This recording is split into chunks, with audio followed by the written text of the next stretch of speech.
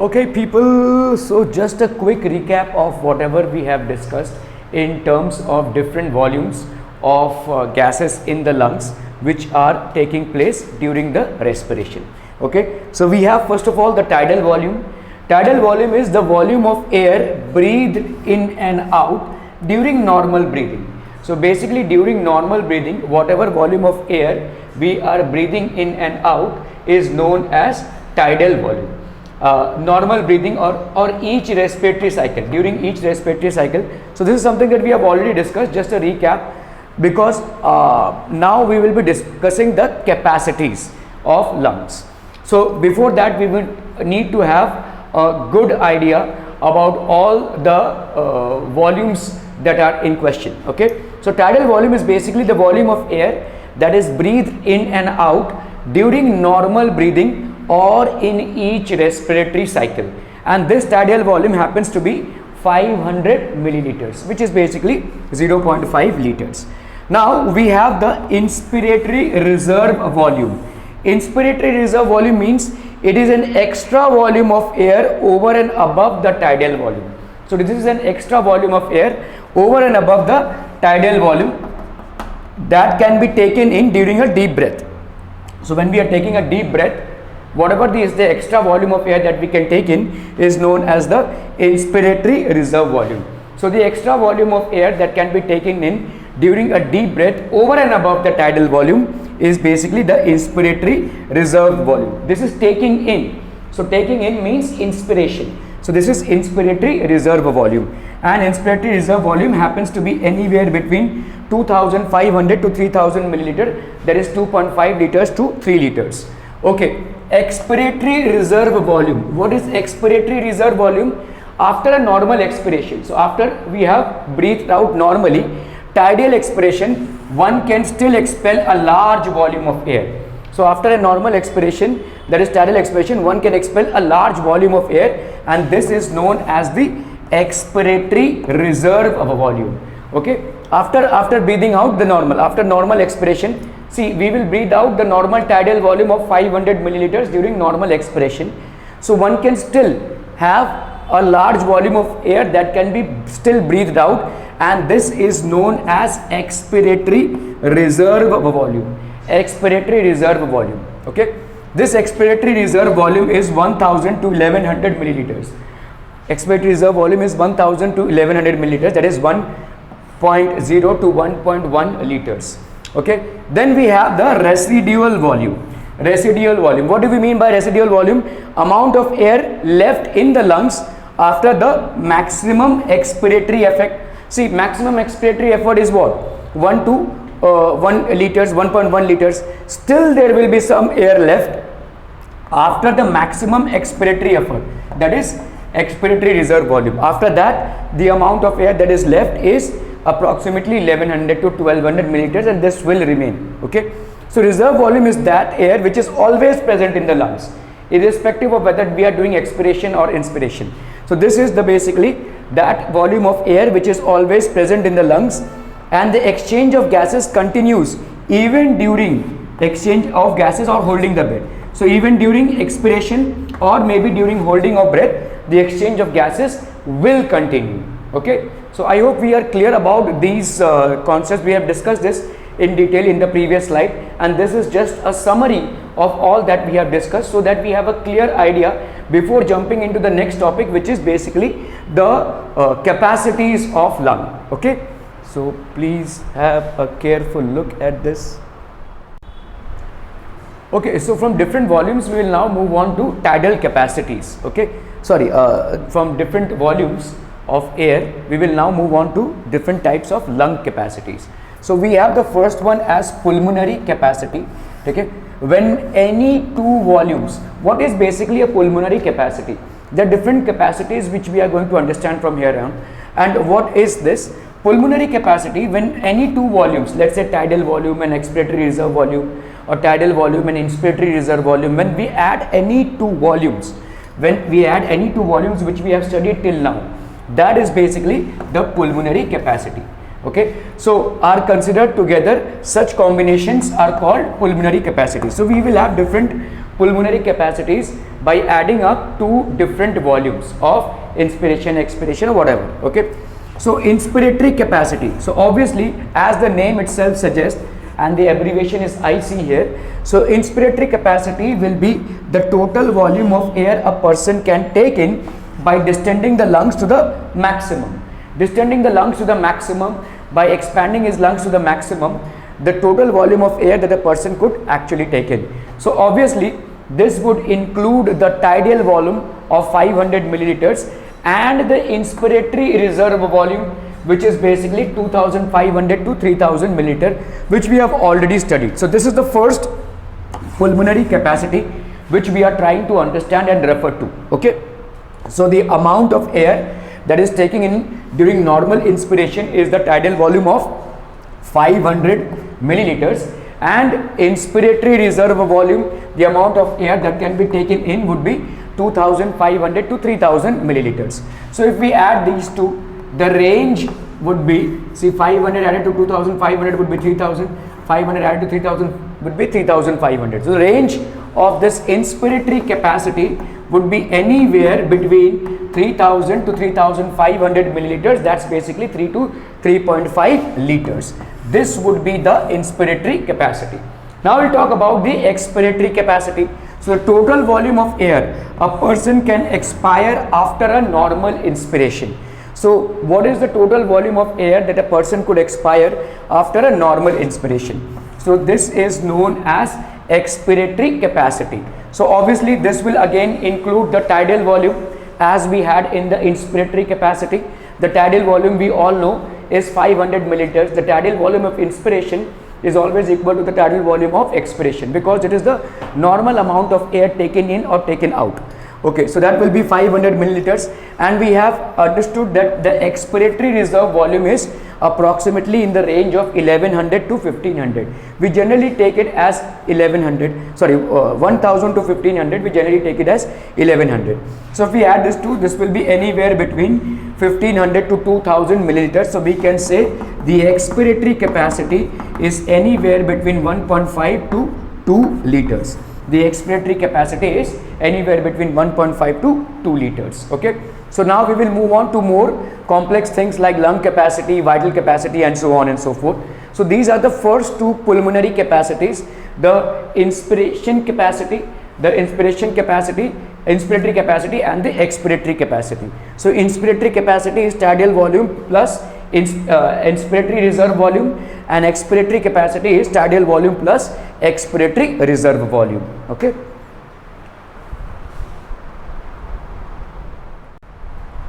alright, some more volumes that we would need to discuss, okay, and the capacities as well. So there is one thing called as functional residual capacity.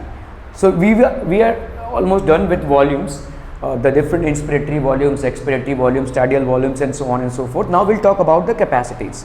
Okay, so functional residual capacity, which is in the abbreviated form of FRC, is when a person breathes out normally, then the amount of air that remains in the lungs after normal expiration. See, residual means what remains, functional means normal capacity. Okay, that is how much is held back in the lungs. Functional means during normal, and residual means whatever remains, and capacity is basically the entire capacity of air that is there in the lungs. So when a person breathes normally, that's the reason the name is functional.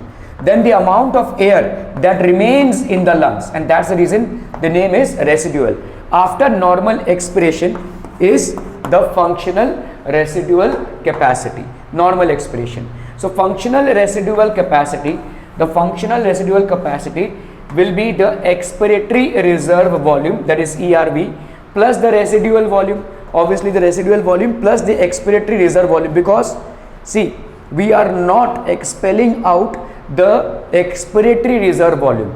Expiratory reserve volume is the maximum amount of air that we can expire by forceful respiration. So we are not doing it here because this is functional or normal, functional or during normal breathe out. Okay, so functional respiratory volume will be equal to the expiratory reserve volume. Expiratory reserve volume, because it will be any which is there, we are not going to push it out, and the residual volume.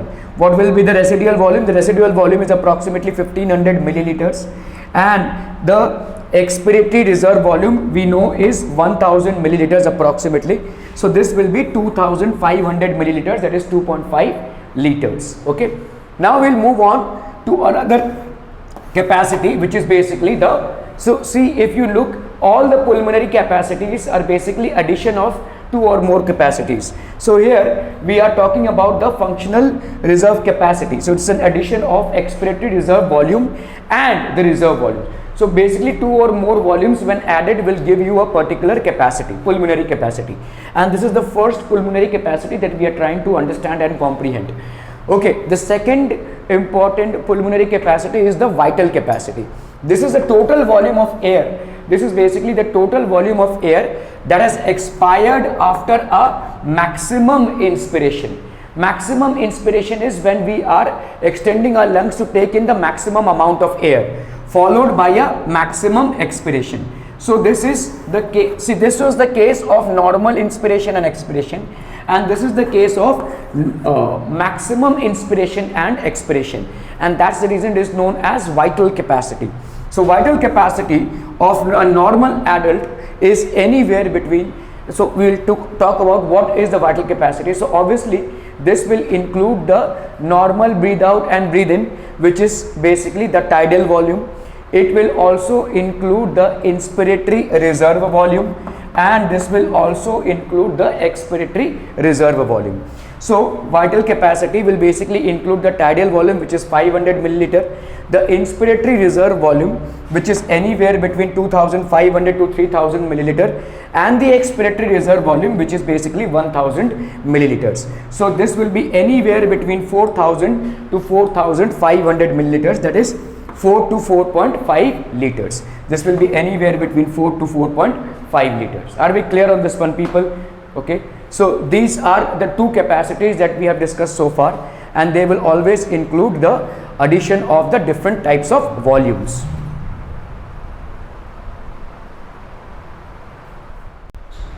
Okay, so we need to know a little more about the vital capacity part.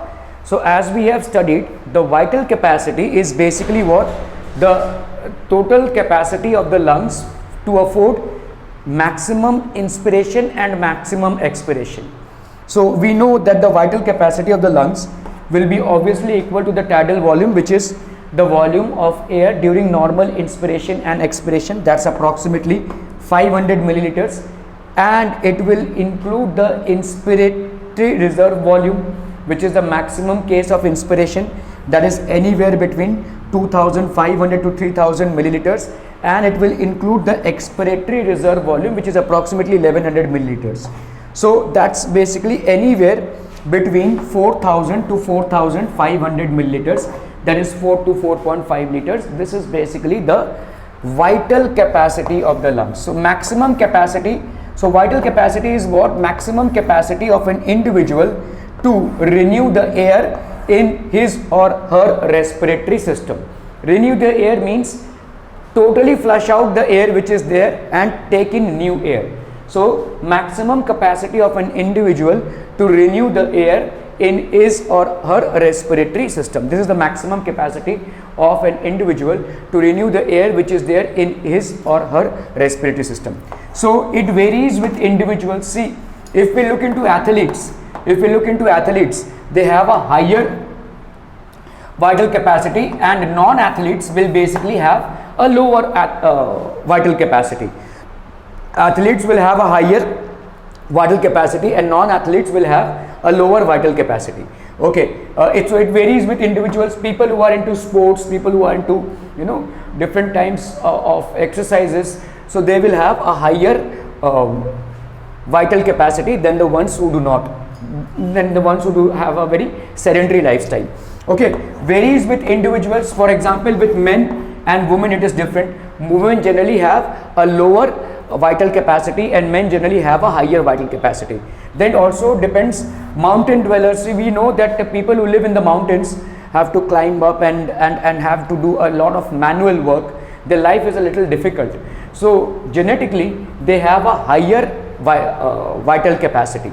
They will always have a higher vital capacity, first of all due to the manual work and due to the terrain of land, and secondly because we know that in higher mountains the oxygen content is low, so they have to have a higher vital capacity in order to balance the oxygen content. Okay, so mountain dwellers generally have a higher vital capacity, while people living in the plains have generally got a lower vital capacity.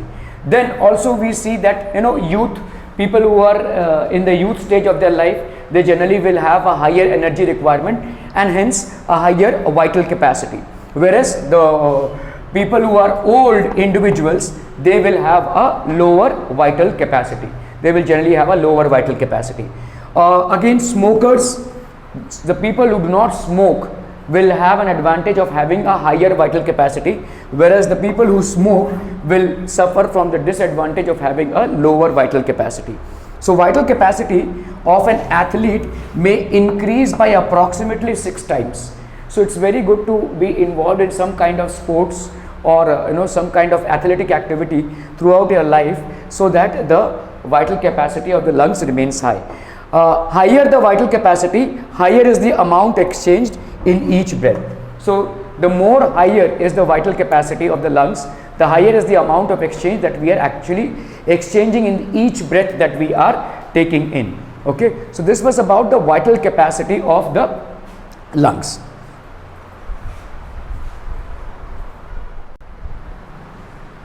Okay, so in continuation with the lung capacities that we had discussed. Okay, so we have the total lung capacity. We have discussed about the vital capacity yesterday, and now we will discuss about the total lung capacity. So the amount of air present in the lungs after maximum inhalation. So what is the amount of air? This is basically the total lung capacity. The amount of air that is present in the lungs after maximum inhalation. The maximum amount of inhalation that can be done. So it is equivalent to 5,500 to 6,000 milliliter, that is 5.5 to 6 liters. On an average it is taken to be 5,800 milliliters. So the total lung capacity is basically the vital capacity plus the residual volume. Okay, we all know the vital capacity is what? The tidal volume plus inspiratory reserved volume plus expiratory reserve volume.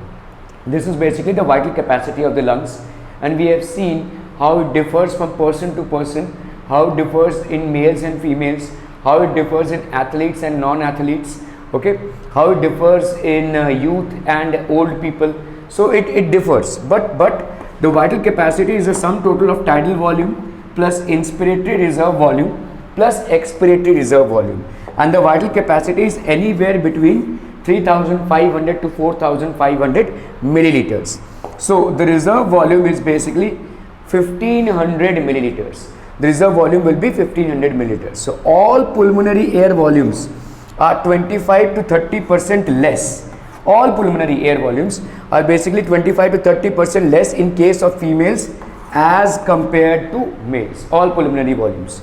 Now we'll talk about dead space air. So we know that in our bronchial network or bronchial intercom, there is a lot of there's a lot of air which is not used either in inspiration or expiration, and that will be there. So the amount of air, this is basically the amount of air that is present in the respiratory tubes when gaseous exchange does not occur. So it is present in the respiratory tubes where gaseous exchange does not occur. Gaseous exchange is not occurring here. Okay, with each expiration it is expelled out. So every time we are basically expiring, this is expelled out without undergoing any change in the oxygen or carbon dioxide concentration, and this dead space air is approximately 150 milliliters. So out of the tidal volume, which is basically for inspiration or expiration, there is approximately 500 milliliters. 150 milliliters remains in the respiratory tubes. So 150 milliliter will remain in the respiratory tube as dead space air, and the rest 350 milliliters is present in the alveolar sacs. So in the respiratory tube approximately 150 milliliter remains, and in the alveolar sacs we have 350 milliliters. for exchange of gases.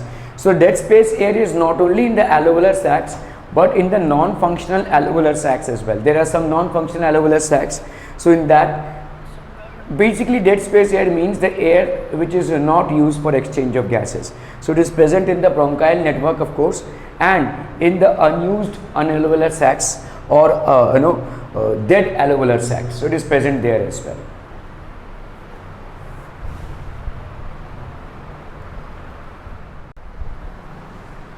Okay, so in continuation with the lung capacities that we had discussed. Okay, so we have the total lung capacity. We have discussed about the vital capacity yesterday, and now we will discuss about the total lung capacity. So the amount of air present in the lungs after maximum inhalation. So what is the amount of air? This is basically the total lung capacity. The amount of air that is present in the lungs after maximum inhalation. The maximum amount of inhalation that can be done. So it is equivalent to 5,500 to 6,000 milliliter, that is 5.5 to 6 liters. On an average, it is taken to be 5,800 milliliters. So the total lung capacity is basically the vital capacity plus the residual volume. Okay, we all know the vital capacity is what? The tidal volume plus inspiratory reserved volume plus expiratory reserve volume. This is basically the vital capacity of the lungs, and we have seen how it differs from person to person, how it differs in males and females, how it differs in athletes and non-athletes, okay, how it differs in youth and old people. So it differs, but the vital capacity is the sum total of tidal volume plus inspiratory reserve volume plus expiratory reserve volume, and the vital capacity is anywhere between 3,500 to 4,500 milliliters. So the reserve volume is basically 1,500 milliliters. The reserve volume will be 1,500 milliliters. So all pulmonary air volumes are 25 to 30% less. All pulmonary air volumes are basically 25 to 30% less in case of females as compared to males. All pulmonary volumes. Now we'll talk about dead space air. So we know that in our bronchial network or bronchial intercom, there is a lot of there's a lot of air which is not used either in inspiration or expiration, and that will be there. So the amount of air, this is basically the amount of air that is present in the respiratory tubes when gaseous exchange does not occur. So it is present in the respiratory tubes where gaseous exchange does not occur. Gaseous exchange is not occurring here. Okay, with each expiration it is expelled out. So every time we are basically expiring, this is expelled out without undergoing any change in the oxygen or carbon dioxide concentration, and this dead space air is approximately 150 milliliters. So out of the tidal volume, which is basically for inspiration or expiration, there is approximately 500 milliliters. 150 milliliters remains in the respiratory tubes. So 150 milliliter will remain in the respiratory tube as dead space air, and the rest 350 milliliters is present in the alveolar sacs. So in the respiratory tube approximately 150 milliliter remains, and in the alveolar sacs we have 350 milliliters for exchange of gases. So dead space air is not only in the alveolar sacs but in the non-functional alveolar sacs as well. There are some non-functional alveolar sacs. So in that, basically dead space air means the air which is not used for exchange of gases. So it is present in the bronchial network, of course, and in the unused unalveolar sacs or dead alveolar sacs. So it is present there as well.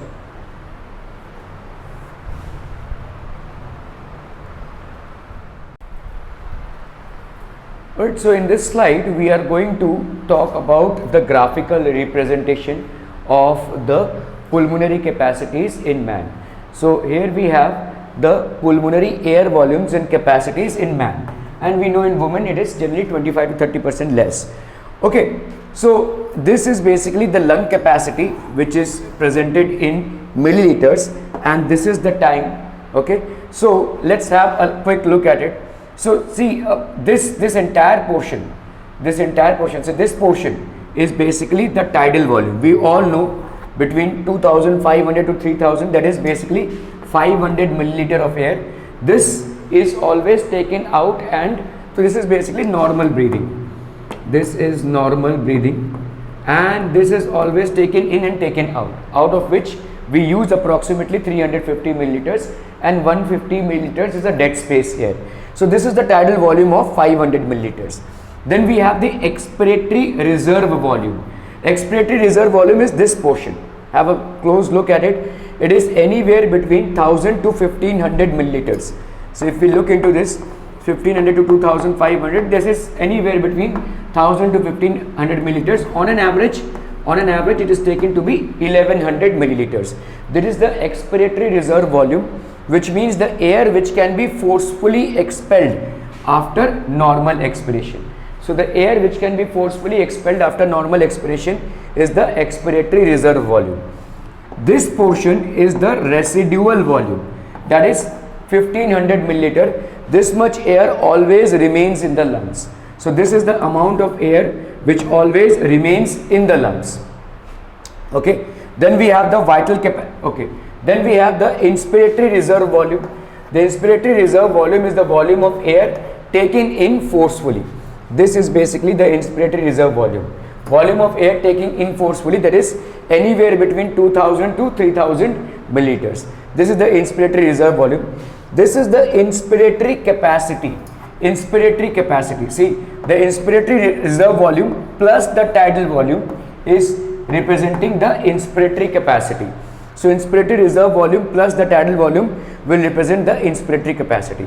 And this is the total lung capacity, that will include the inspiratory reserve volume, that will include the tidal volume, and that will also include the expiratory reserve volume. So inspiratory reserve volume plus tidal volume plus expiratory reserve volume will represent the total lung volume or capacity. Okay. So during heavy exercise, this basically increases. This is something that will increase. So this is the pulmonary air volumes and capacities in a man. So this is the entire graphical representation. This is basically graphical representation of pulmonary capacities, of the different pulmonary capacities in a man. Okay. Alright, so if we look into the differences between the vital capacity and the total lung capacity, the vital capacity refers to maximum amount of air which can be inspired or expired. The amount of air that can be inspired or expired, and the total amount of air present in the lungs. The total lung capacity is basically the total amount of air present in the lungs. Sum of the tidal volume plus inspiratory reserve volume plus expiratory reserve volume. This is the vital capacity. This is the sum of the vital capacity plus reserved volume. This is anywhere between 3400 to 4800 milliliters. That's the vital capacity. So this is a graphical representation of the different pulmonary volumes that we have, and it is important, and you can have a close look at it. So these were basically the significant vital significant capacities or pulmonary capacities. Pulmonary capacities is what? Anything which is any volume which has two factors added to it. Okay, so these are the things that we need to remember. Okay, so we will quickly recap by means of understanding the differences between whatever portions have been covered in the different slides. Okay, so the first thing that we are going to highlight is the difference between the inspiratory capacity and the expiratory capacity. So what is the inspiratory capacity? It is basically the volume of air that can be inhaled forcefully after a normal expiration. So after a normal expiration, whatever is the volume of air that we can inhale forcefully will represent the inspiratory capacity. So obviously it will include the volume of air that we can take normally, that is the tidal volume, and it will also include the volume which can be taken extra, that is the inspiratory reserved volume. So inspiratory capacity is the sum total of tidal volume and inspiratory reserve volume. Expiratory capacity, it will be the volume of air that can be exhaled out forcefully after a normal inspiration. So after a normal breathing in, whatever is the volume of air that we can exhale out forcefully, that will be a normal inspiration. Okay, so this will be tidal volume plus expiratory reserve volume. That's going to be the expiratory capacity. Okay, now we have the inspiratory reserve volume, inspiratory reserve volume and the expiratory reserve volume. So what are the differences between inspiratory reserve volume and expiratory reserve volume? So inspiratory reserve volume is the additional volume of air a person can forcefully inspire after taking in the tidal volume of 500 milliliters. So it is the additional volume of air that a person can forcefully inspire after taking in the tidal volume, and that ranges anywhere between 2500 to 3000 milliliters. It depends. Okay, now expiratory reserve volume is the extra volume of air that can be breathed out beyond normal tidal volume. So that's the extra volume of air that can be breathed out beyond normal tidal volume, and that is anywhere between 1000 to 1000 milliliters, 1100 milliliters. Okay, now we will basically come to the major difference of expiration and inspiration. So inspiration and expiration, what are the differences? We all know this is taking in of atmospheric air, this is giving out of air from lungs. Here what happens is contraction of external intercostal muscles and simultaneously relaxation of internal intercostal muscles. Okay, external intercostal muscles. So taking in of air, contraction of external intercostal muscles. So within the rib cage there are external intercostal muscles. These are going to contract, and also the diaphragm is going to contract. So this is going to contract because there will be a pull from the pharyngeal muscles and radial muscles. Okay, this is relaxation of external intercostal muscles and contraction of internal intercostal muscles. So both relaxation and contraction will happen simultaneously here. The rib cage will move forward and outward in the process of inspiration when we are taking in air. Here the rib cage moves downward and inwards. So the rib cage will move downwards and inwards. The diaphragm here contracts and gets flattened. So the diaphragm generally is dome shaped, but it gets contracted and gets flattened. The diaphragm here is relaxes and becomes dome shape again. Okay, so there is an increase in volume of thoracic cavity. Now since there is an increase in volume of the thoracic cavity, it will be followed by decrease in pressure of the thoracic cavity. From where? From atmospheric pressure. So there is a decrease in pressure as compared to the atmospheric pressure outside. Here there is a decrease in volume of the thoracic cavity. So the decrease in volume will be accompanied by a simultaneous increase in pressure of thoracic cavity. That is, it becomes more than the atmospheric pressure. So the pressure inside the lungs is going to become more than the atmospheric pressure. This is rushing in of air and influences of lungs. So this is basically rushing in of air and influences of lungs. So the inspired air here will have a composition: oxygen, that is 20.95%, carbon dioxide, that is 0.04%, and nitrogen, that is 79.01%. So this is the inspired air, which is basically nothing but the air that is there. The air that is, the compositions might slightly differ from a rural area and an urban area. Okay, so the oxygen content is approximately 21%, carbon dioxide is approximately 0.04 to 0.03%, and nitrogen is 79%. So this is the composition of inspired air, the air which has been taken in. Similarly, the composition of the expired air, inspiration means inflation of lungs.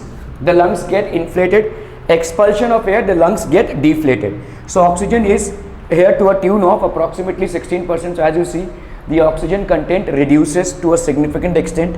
The carbon dioxide percentage increases, that is approximately 4%, and the nitrogen percentage more or less remains the same, that is 79.6%. We in our body are not capable to absorb nitrogen from the atmosphere. Okay, it's only certain bacteria and microorganisms which can do and which convert the nitrogen into soluble nitrates, and they are absorbed in different plants, leguminous plants and all. But if you see, the nitrogen content almost remains the same. The carbon dioxide content in the exhaled air increases. So this was pretty much about a short recap of whatever we have learned, and the best thing to do is to understand or have references in the differences, because in the differences we will have a clear cut idea of what each thing refers to in terms of volume, in terms of capacity, in terms of processes like inspiration and expiration.